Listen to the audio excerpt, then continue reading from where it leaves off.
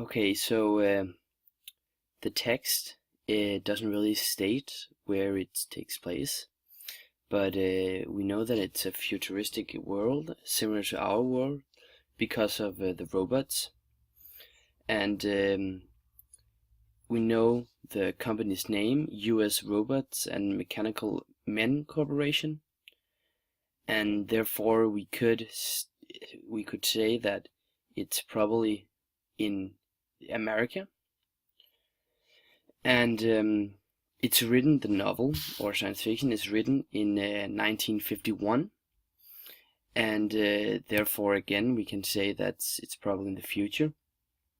And as we also see in the text, Asimov, he writes that during World War II, 50 years ago, this means that they're roughly living in the 1990s, which underlines the fact that it's from science fiction. Okay, and then more to the characteristics. The text deals with four people.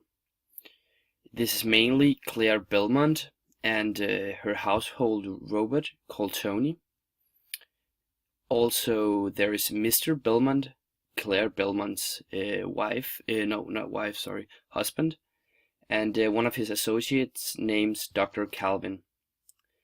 And then through the story, we gradually finds out more and more about Claire and her relationship, and actually it's quite a miserable life she's living.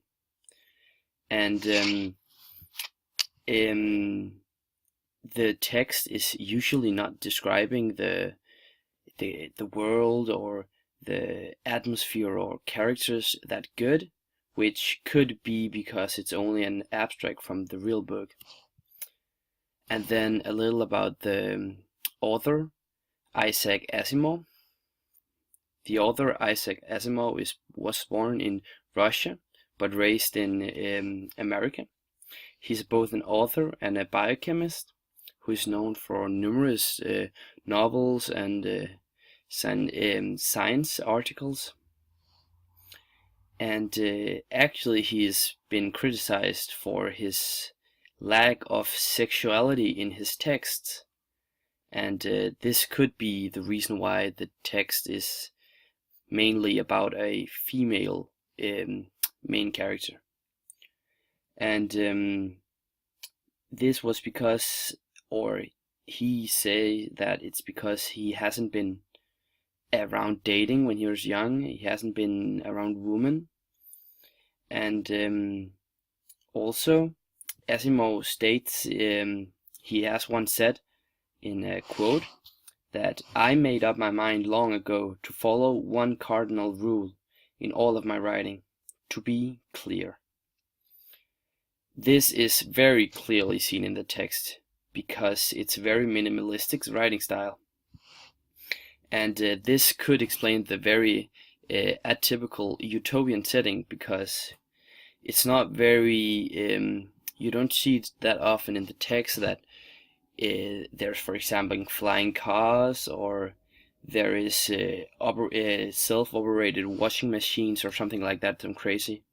But no, it's really just this robot that's the only changed thing from their normal world.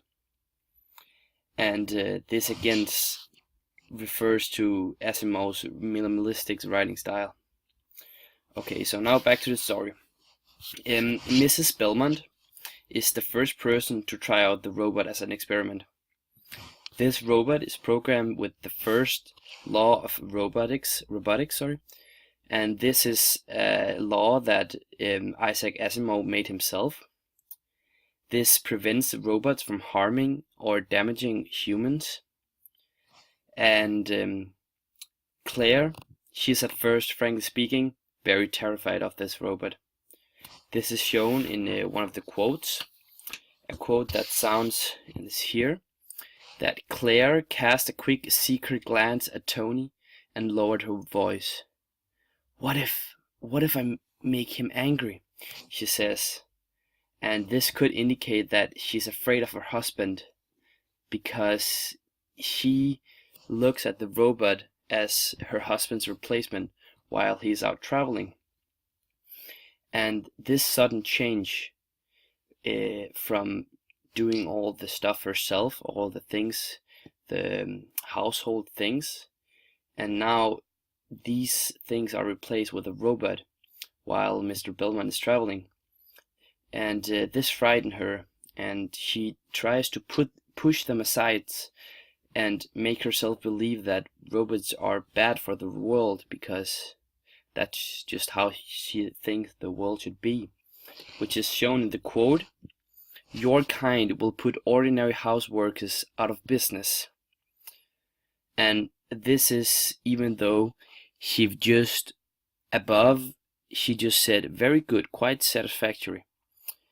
But then again, she pushes the reality aside and try to imagine that robots are bad.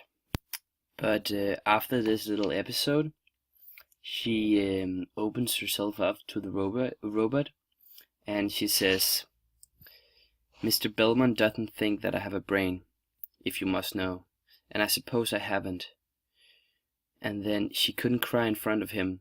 She felt for some reason that she had the honor of the human race to support against this mere creation.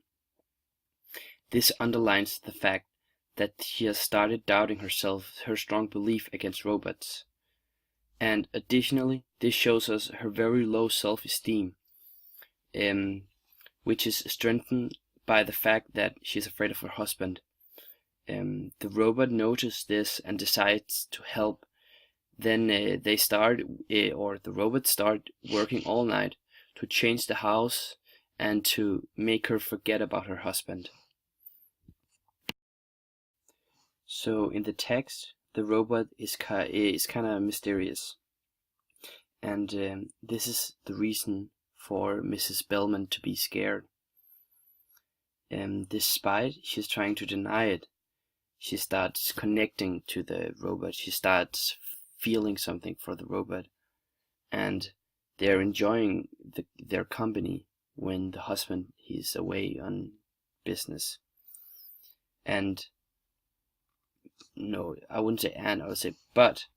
Then the turning point comes, and the turning point is this: "There are many things I'm not made to understand, and this must be one of them. I'm leaving tomorrow, and I don't want to.